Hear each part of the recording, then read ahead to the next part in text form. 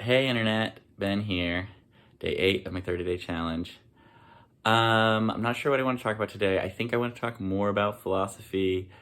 I'm a huge philosophy enthusiast. It means love of wisdom, which I think is pretty easy to get on board with. Um, Shout out to The Good Place, an excellent TV show available on Netflix that helps me feel more freedom to be able to nerd out about philosophical concepts. The first philosophical context I want to talk about is something called the Categorical Imperative, which I think a lot of people understand intuitively, which is just the idea that we should, each of us, behave in such a way that if everybody behaved in that way, the world would be a better place, right? Like it's this like whole thing about following traffic laws makes the roads safer for everybody on the road, right? Like it is just a really good way of understanding how to be a good person. The second philosophical concept I want to talk about today is called the tragedy of the commons, which is this idea that a common resource, there are no incentives for individuals who are taking from that resource to limit their take. And so the only incentive is to take, because the more you get, the more you have, and you're not responsible for maintaining the resource for the future.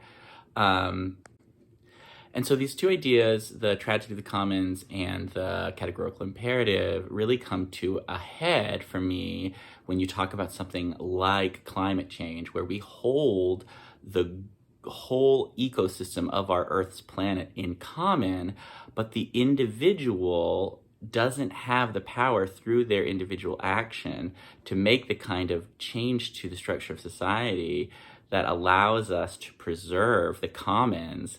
And so in some way we need extra philosophical concepts to get us from the ability of the individual to live in such a way as to make the world a better place, and the role of the individual in preserving the good of the collective. I really like thinking about these two things in contrast or in combination because they speak deeply to the problems of the present moment, where we have so much wealth and bounty on the planet that we could care for each person if every person were to get a fair share, except for those few who, for some reason or another, decided to lay claim to a vast portion of the Earth's resources. And I don't think that they have much claim to it besides random chance, to be honest with you.